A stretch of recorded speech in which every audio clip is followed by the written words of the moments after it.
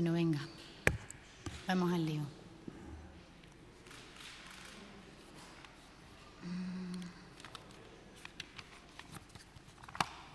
Bien, buenos días. Como siempre, agradecemos su presencia en la habitual rueda de prensa. Tras el Consejo de Gobierno vamos a darles cuenta de los asuntos más relevantes, más importantes que han tenido la aprobación hoy de la Junta de Extremadura. Y empezaremos por un asunto que nos trae la vicepresidenta y consejera de Hacienda y Administración Pública. El Consejo de Gobierno ha autorizado hoy la contratación de los servicios de diseño, desarrollo e implantación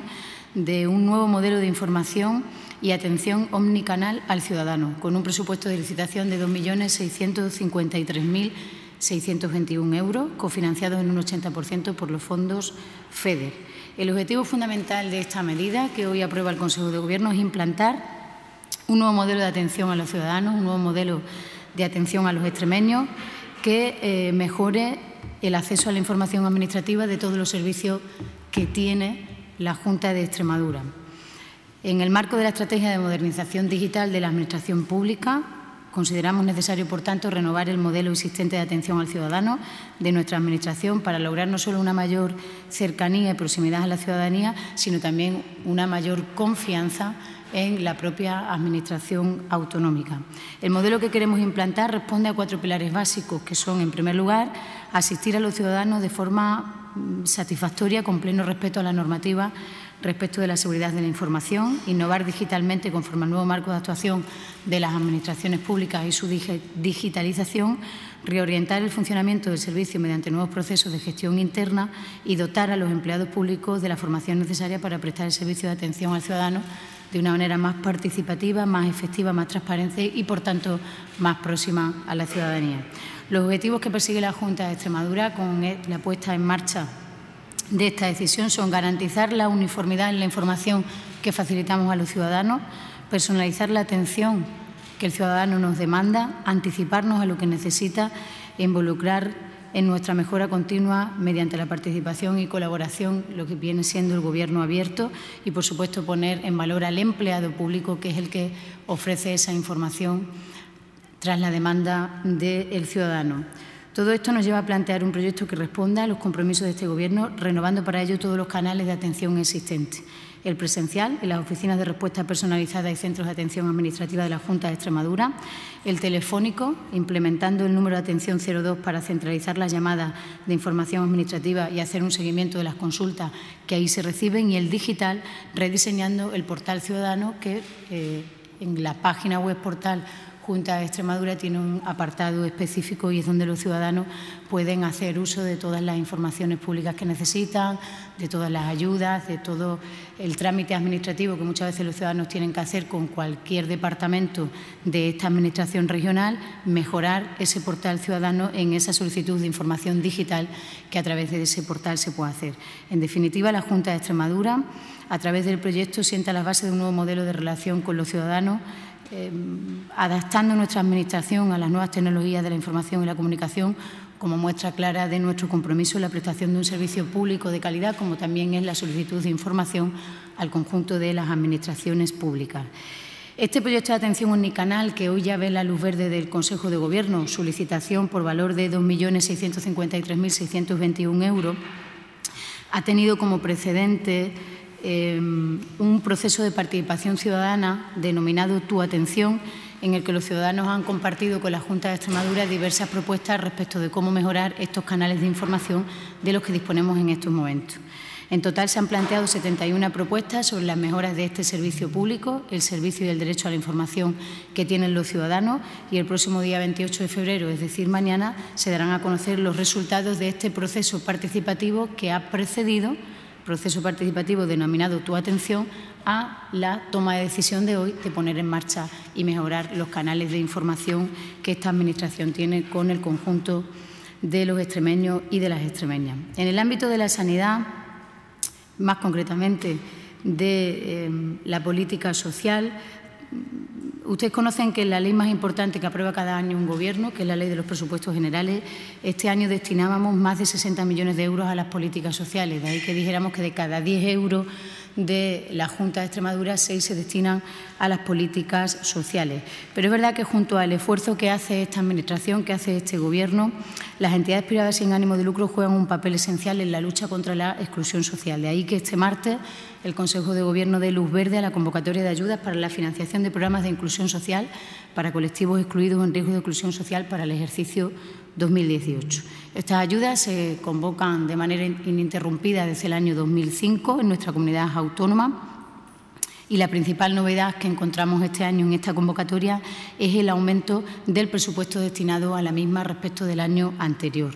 De tal manera que en el año 2017 se destinó a esta convocatoria 230.000 y en el año 2018 estamos destinando 335.000 euros. Estas ayudas se tramitan en régimen de concesión directa mediante la convocatoria abierta y el plazo de presentación de solicitudes será de 15 días, será hasta el 15 de octubre, una vez que se publique, esta decisión de convocatoria de hoy en el Diario Oficial de Extremadura. Muchas de las entidades y organizaciones que se han quedado fuera de la solicitud de subvención del programa del IRPF podrán acogerse a esta convocatoria de ayudas que quieren luchar contra la exclusión social, por tanto que quieren fortalecer las políticas de la inclusión social en Extremadura con esa red subsidiaria del esfuerzo y de las propias políticas y decisiones que hace la Administración, que conforman todo el trabajo de las entidades sin ánimo de lucro, que tienen nuestro reconocimiento y también el acompañamiento en decisiones como la que hoy tomamos de elevar la financiación destinada a este proyecto, pasando de 230.000 a 335.000 euros. Continuando en el ámbito sanitario, la obra del nuevo Hospital Universitario de Cáceres avanza a muy buen ritmo y al mismo tiempo se está dotando al centro del equipamiento necesario para que su apertura se realice con todas las garantías de asistencia y de prestación de un servicio de calidad como es el servicio sanitario. Desde el año 2007 la Junta de Extremadura está realizando las contrataciones necesarias para dotar al nuevo Hospital Universitario de Cáceres del equipamiento preciso y con los últimos avances tecnológicos para garantizar su completa prestación asistencial. Ya se han licitado y contratado numerosos servicios, entre los que se encuentran algunos tan importantes como un acelerador lineal de última generación, siendo por vez primera o contando por vez primera la provincia cacereña con un acelerador lineal entre sus prestaciones sanitarias, hito que nos parece importante señalar. Hoy damos un paso más autorizando la contratación de suministros, instalaciones de equipamiento y esterilización y paneles de aislamiento eléctrico al nuevo Hospital Universitario de Cáceres por un importe de 2.239.422 euros, de los cuales 1.873.939 se destinan a la central de esterilización y 364.482,92 euros para los paneles de aislamiento eléctrico. Con el contrato que hoy estamos autorizando, ese de 2.239.000, vienen a sumar con otras muchas licitaciones que se han venido haciendo y que se han venido decidiendo en el Consejo de Gobierno, un total de 18 millones de euros. ¿Para qué? Para que cuando se acabe la obra civil y digamos que se va a abrir el nuevo Hospital Universitario de Cáceres, se puede abrir porque ha habido un Gobierno que durante los 2 años anteriores a su apertura ha estado haciendo las licitaciones y los pasos administrativos necesarios para que la apertura del hospital se haga con las condiciones necesarias de garantizar una asistencia de calidad a los cacereños y a las cacereñas en este nuevo Hospital Universitario de Cáceres, sobre el que venimos trabajando de manera constante desde nuestra llegada al Gobierno en el año 2015, en el verano del año 2015. Nos acompaña hoy la consejera de Medio Ambiente Rural, Políticas Agrarias y Territorio, porque tenemos buenas noticias también en un proyecto y en una resolución de problemas que este Gobierno se encontró en el verano del 2015 y sobre el que venimos trabajando de manera incansable, y por eso hoy está aquí la consejera que tiene también entre sus competencias todo lo que tiene que ver con el transporte para hablarnos de las conexiones ferroviarias. Bueno, pues muchas gracias, Isabel. Siempre es grato comparecer ante vosotros y vosotras para dar buenas noticias y hoy quiero contaros algunas que consideramos muy positivas para impulsar nuestra red de transportes y potenciar la entrada y salida, en este caso, de mercancías. Esta mañana hemos aprobado en Consejo de Gobierno un convenio que nos permite encargar a la empresa pública Adif las obras de la terminal ferroviaria de la plataforma logística de Badajoz por un importe de 12.165.627 millones de euros. Esto viene a confirmar con hechos, no con promesas y palabras, que seguimos dando pasos para tener disponible en Badajoz una plataforma logística internacional, no un polígono industrial, sino queremos un nudo de transportes de primer nivel que tendrá y que pondrá Extremadura en el mapa de los grandes nudos de transportes del sur de Europa. Este convenio que hoy hemos aprobado en el Consejo de Gobierno lo firmaremos mañana con el presidente de Adif, que estará en la Consejería de Medio Ambiente y Rural, Políticas Agrarias y Territorio, para seguir trabajando por el transporte ferroviario, y redactará el proyecto técnico y se encargará de la ejecución de las obras. En un plazo máximo de 2 años, las obras deberán estar finalizadas para que la plataforma logística tenga una conexión directa con la red ferroviaria de España y Portugal.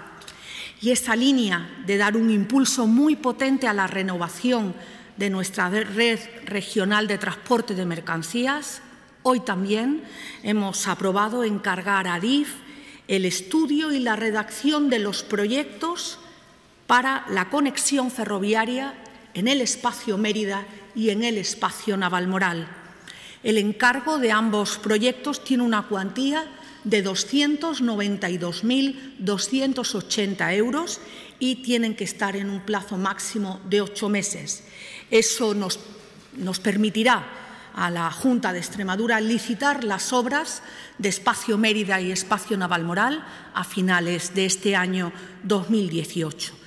Como pueden comprobar, no son medidas aisladas o decisiones puntuales, sino que se enmarcan dentro de una política seria y rigurosa de potenciar la entrada y la salida de mercancías en nuestra región, una necesidad imperiosa para cualquier sector económico y en especial para el sector agroalimentario, que continúa siendo el motor de las exportaciones extremeñas. No existe la menor duda que mejorando el transporte de mercancías con áreas industriales con acceso directo a las grandes autovías y al ferrocarril, ponemos en manos de nuestras empresas una herramienta necesaria, o mejor dicho, imprescindible, para garantizar que puedan competir con otras de su sector. No queremos ahora mirar atrás, no queremos recordar los múltiples fallos y carencias de los proyectos, como bien decía la portavoz, que nos encontramos en el 2015, que hubo que resolver todo, porque no se habían tenido en cuenta ni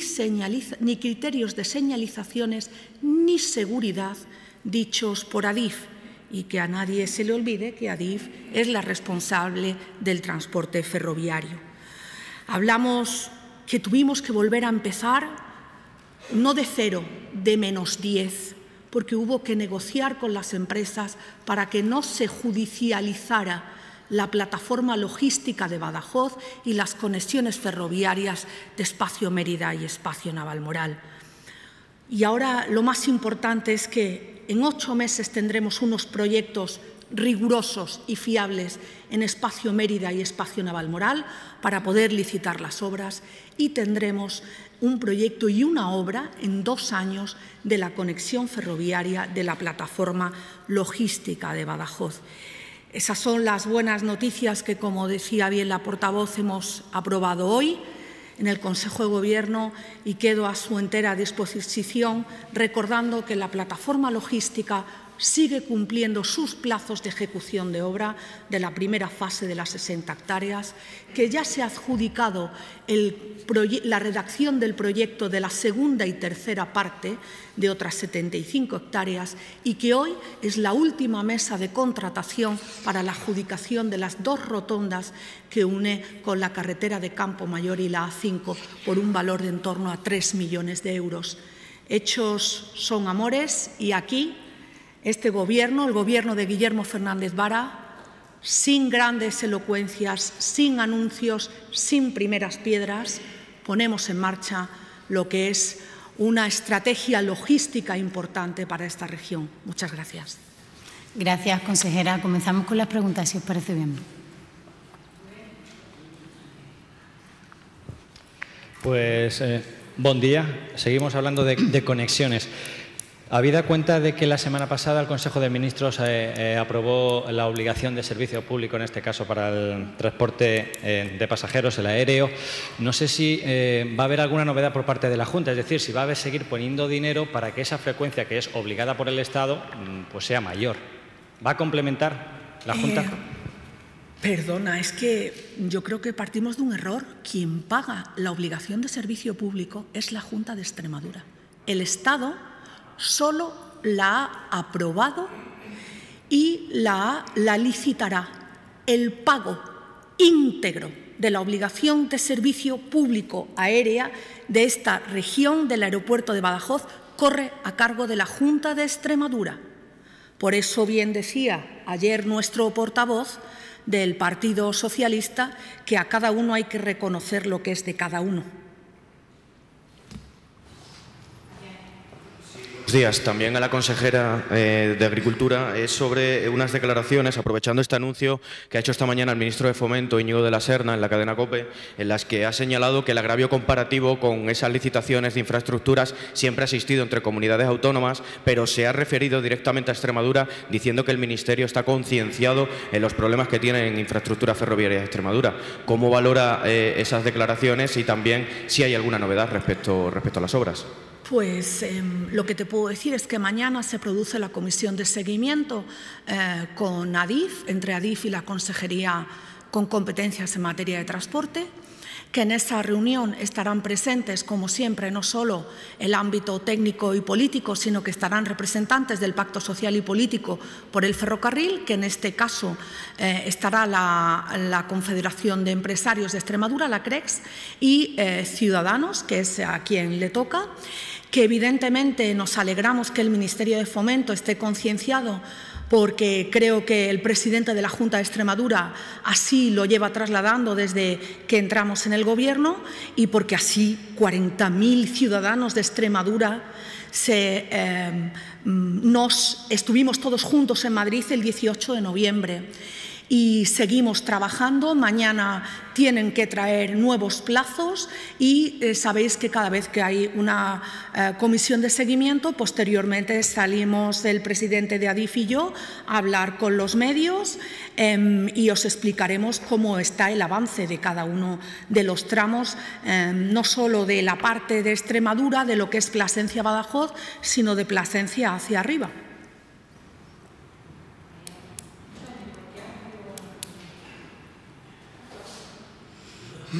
Buenos días. Yo tenía dos preguntas, una para la consejera. Al hilo de lo que se ha aprobado hoy en Consejo de Gobierno, también coincide que hay una reunión entre Extremadura Avante, Miguel Bernal y el presidente del puerto de Huelva, hoy en Huelva. No sé si va un poco esa reunión en sintonía con este impulso que está dando el Gobierno a la estrategia logística, ferroviaria y demás. Y, por otro lado, otra pregunta a la portavoz acerca de la última medida del ministro Montoro, que ya sí permite a los ayuntamientos que gasten el superávit. ¿Empiezo? Sin lugar a dudas, esa es una buena noticia que viene a responder a una justa reivindicación de las administraciones más cercanas a los ciudadanos y que han estado sin poder gestionar y dar respuestas a sus ciudadanos en cuanto a algunos servicios fundamentales y que vienen a mejorar la vida sin poderse gastar el dinero. Era una absoluta paradoja. Los ayuntamientos han hecho un esfuerzo extraordinario en estos 10 años de crisis y, por tanto, era una medida que yo felicito la buena interlocución de la Federación de Municipios y Provincias de nuestro país, la participación en ella de la Federación de Municipios y Provincias de Extremadura y la reivindicación y pelea justa de los alcaldes y alcaldesas, independientemente de qué signo político, que han hecho para entrar en razón al Gobierno de España sobre esa necesidad. Es una buena noticia, sin duda, de la que la Junta de Extremadura se alegra.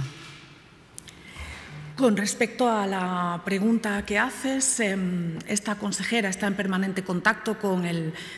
director general de Avante, con Miguel Bernal, y con el consejero de Economía e Infraestructuras, y Miguel Bernal está manteniendo, lógicamente, como es normal, una reunión con todos los puertos, en Sines, en Huelva. Para nosotros la salida hacia Huelva de nuestras mercancías es fundamental por la línea ferroviaria Mérida-Los Rosales-Majarabique, que además es una de las peticiones que también tenemos realizado a DIF, que es la renovación de la vía Usagre-Llerena, que son 20 kilómetros y que daría un impulso muy importante a la salida de nuestras mercancías, al igual que la línea Badajoz-Puerto Llano, que es la que también une con Sines. Es decir, Extremadura, el posicionamiento y el enclave geográfico de Extremadura es fundamental, no va a estar sujeta únicamente a un puerto, sino que lógicamente tenemos que, y esa es la competencia de Avante, estar en contacto con todos los puertos cuando cada vez se está viendo la realidad de la plataforma logística y de lo que es Espacio Mérida y Espacio Naval Moral. Hola, buenos días. Sobre el tema de Trump, en este autónomas, no sé si se está negociando para intentar rebajarlo o qué se está haciendo. Porque es un tema comercial, no es un tema de agricultura. Dicho esto, el sector de la aceituna de mesa en Extremadura es importantísimo. Genera el 21% de la aceituna de mesa a nivel nacional, y estamos en coordinación con el sector y las comunidades autónomas, con el Gobierno de España, y tiene que ser la Comisión Europea quien trabaje a nivel de los temas arancelarios, y así lo está haciendo. Otra cosa es que se consiga. Sí, buenos días. De cara a la huelga del próximo 8 de marzo, me gustaría saber qué miembros del Consejo de Gobierno van a seguir esa huelga y, por otro lado, qué previsiones hay para cubrir los servicios mínimos, sobre todo en hospitales. Empezaremos por esto último. Cuando se convoca una huelga o un paro de 2 horas, la Administración procede administrativamente para garantizar que no solo los servicios públicos sanitarios, sino todos los servicios sobre los que tiene competencia esta Administración se cumplan, y, por tanto, se establecerá desde la Consejería competente, que es la Consejería de Administración Pública y Hacienda, los servicios mínimos, como ha ocurrido con normalidad democrática cada vez que se convoca un paro o una huelga. Usted formula la pregunta, y con todo el respeto yo le formulo otra. ¿Cómo hacen huelga los gobiernos? Los gobiernos no hacen huelga ni abandonan las instituciones. Eso no quiere decir que el partido que sustenta y el partido del que es este Gobierno, que es el Partido Socialista Obrero Español, haya ya mostrado su respeto por la huelga, y no solo su respeto, sino su apoyo. Porque estamos ante una huelga y estamos ante un movimiento que no se circunscribe solo a la celebración del próximo 8 de marzo, sino que estamos ante un movimiento internacional que ya era hora de que se pusiera en primera página de la agenda política los problemas que la desigualdad entre hombres y mujeres entraña. Y dicho esto, permítame también la reflexión que, con absoluta confianza y respeto hacia los medios de comunicación, como responsable de la comunicación en el Gobierno, quiero hacer. Estaría bien que los medios de comunicación, ante una convocatoria como esta, no pusiera el acento en qué mujeres que estamos en los ámbitos de decisión política vamos a hacer huelga o no. Porque nosotras que estamos aquí decidiendo y tomando las decisiones allí donde se deciden, en los gobiernos, en las administraciones, somos unas privilegiadas frente a otras muchas trabajadoras que es por las que se convoca esta huelga. Entonces, si al final la anécdota de la convocatoria del 8 de marzo queda en si Inés Arrimada o Susana Díaz o qué consejeras del Gobierno de la Junta de Extremadura van a hacer huelga, estamos probablemente fallando una parte de la motivación que origina una convocatoria como esta, que el Partido Socialista que sustenta este Gobierno profundamente respalda, y por eso diferentes socialistas y responsables del Partido Socialista en Extremadura estarán en cada plaza de cada pueblo de esta región, como hemos estado siempre el 8 de marzo acompañando a una lucha que no es solo de las mujeres, sino que ha de ser del conjunto de la sociedad. Por eso yo, respetando su pregunta, que la circunscribía a las mujeres del Consejo de Gobierno, no. Esto no es una pelea o qué miembro. Que no es una que no quisiera yo corregirle, que estoy verbalizando en voz alta, si ustedes me lo permiten, lo que pienso yo de distintas informaciones que leo respecto de esa convocatoria del próximo día 8. Es decir, la noticia al final, si está en si Inés Arrimada, que es una líder nacional de un partido político, o una presidenta de una comunidad autónoma como la presidenta Susana Díaz, van a hacer huelga, ¿quién se acuerda de las mujeres a las que despiden porque se quedan embarazadas? ¿Quién se acuerda de los problemas reales que tienen las mujeres, que son ellas las que en más del 70% de los casos tienen contrataciones parciales? ¿Tienen discriminación salarial? ¿Tienen dificultades si deciden tener un hijo porque rompe su carrera profesional y su progreso? Es decir, lo que les pido encarecidamente, respetando la libertad que ustedes tienen a la hora de dirigir las informaciones como ustedes consideren y los que dirigen los medios de comunicación, es que no puede estar en la anécdota de quienes hoy sí somos unas privilegiadas, porque encima tenemos el privilegio de poder decidir sobre decisiones que van a afectar a los ciudadanos. No sé si mi compañera, la consejera de Agricultura, quiere decir algo y añadir, pero al final, es decir, ha habido un intento, una propuesta sensata en la Asamblea de Extremadura de aplazar el pleno del día 8. Parecía sensato, lo están haciendo otros parlamentos de España y han hablado los partidos políticos y se ha acordado aquellos sitios donde coincidía un pleno pasarlo al día 9 por tener un gesto también desde las instituciones con la ciudadanía. Ahora, como eso no ha sido posible, nosotros no podemos abandonar las instituciones donde nos sentamos para representar a los ciudadanos y tomar decisiones. La pregunta entonces es, quienes no han querido respaldar que el pleno de la Asamblea se cambie a otro día, ¿qué es lo que están buscando? Porque la noticia de ese día es el conjunto de las trabajadoras, no las mujeres políticas que estamos en la toma de decisiones y que tenemos una situación muy privilegiada y que está muy lejos de lo que sufren muchas de las trabajadoras de este país y de esta región. Y esto es una opinión personal que hoy me permitía el lujo de poderles contar y poder reflexionar. Sí, yo solo apostillando lo que dice la portavoz. Este Gobierno apoya la visibilización y la movilización de las mujeres, porque recordemos que el Partido Socialista es un partido profundamente igualitario. Este Gobierno, liderado por Guillermo Fernández Vara, ha sido un Gobierno que ha trabajado con realidad sobre las políticas de igualdad. Y dicho esto, y como bien dice Isabel, las cuidadoras siguen siendo el 95% de las mujeres las que cuidamos de nuestros mayores y de nuestras criaturas. Por todas ellas, por todas las mujeres víctimas de violencia de género, de brecha salarial, de no tener la igualdad salarial con nuestros compañeros, del techo de cristal, de la dificultad y del acceso de las mujeres a los puestos de toma de decisiones, no solo en el ámbito político, en el ámbito técnico y en el ámbito empresarial,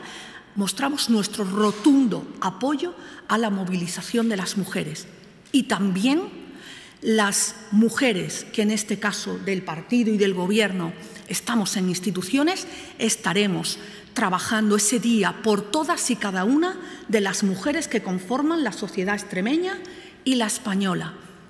Y solo tenemos que decir que en nuestro ADN de nuestro partido la igualdad está intrínsecamente ligada a nuestra labor política y, como bien dice la portavoz, estaremos presentes más que nunca y como siempre en cada una de las movilizaciones y manifestaciones que se hagan el 8 de marzo por la igualdad entre mujeres y hombres. Dicho esto, Antonio, y por completar también tu pregunta, luego está la parte de administración y de patronal de esta gran empresa que tiene miles de empleados, que es la Junta de Extremadura, que tienen su derecho a hacer el paro como cualquier otro trabajador. Es decir, la Administración aplicará administrativamente lo que, conforme a la ley, tiene que hacer, de garantizar que aquellos trabajadores de esta Administración que quieran secundar ese paro lo puedan secundar Y nuestra obligación es tener para eso el respeto al derecho del trabajador y al mismo tiempo garantizar que todos los servicios se den con absoluta normalidad a aquellos que dependen de esta Administración. Además de esa reflexión quizás más ideológica, pero que viene a bueno, pues aclarar, si en algo hemos podido aclarar la consejera y yo, esta confusión que hay de qué políticas o no van a hacer huelga o qué miembros del Gobierno, como nos preguntaba, va a hacer huelga, ¿no? Es decir, vamos a preguntarle a las mujeres que no salen en los telediarios como nosotras, a ver qué es lo que piensan ellas. Sí, para la consejera de Medio Ambiente también. Lamentablemente hemos tenido un par de muertes en las últimas 24 horas por accidente de tractor en Extremadura, la última anoche en Gébora, y algunas organizaciones agrarias, la última, la Unión, critican la nula o escasa políticas para la renovación de tractores en Extremadura por parte de la Junta. La Unión ha asegurado que en los últimos 2 años no ha habido ni un solo céntimo de euro para la renovación de tractores en concreto, y por eso hay un parque tan antiguo y aumenta la inseguridad. Pero si es que quien presenta los planes Renove es el Gobierno nacional. Ya, respondido. Y además con las muertes, por favor, mucho cuidado. No lo digo por ti, lógicamente, que tú haces una pregunta con todo el derecho del mundo, ¿eh? Por favor. Creo que habría que preguntar cuánto dinero licitó y adjudicó un Gobierno de España a nivel nacional para el plan Renove de los tractores. Ya está, solo con eso ya respondo. Antes de terminar la rueda de prensa, y si nos permitís, queremos aprovechar esta plataforma que los medios de comunicación nos da para dirigirnos a los ciudadanos, para decirle a todos los extremeños y las extremeñas que como solo quedan 2 días para votar por los olmos centenarios de Cabeza del Buey, para que sean elegidos árboles europeos del año, pues que animamos en estas 48 horas que quedan, en estos 2 días, al conjunto de los extremeños y las extremeñas. Ha habido muchas caras conocidas de este país, con vinculación a nuestra tierra, también el propio presidente de la Junta, que animamos a hacerlo, y queremos aprovechar la oportunidad que nos dan en esta rueda de prensa para animar al conjunto de los ciudadanos que en estos 2 días voten por los olmos centenarios de Cabeza del Buey. Muchas gracias. Gracias.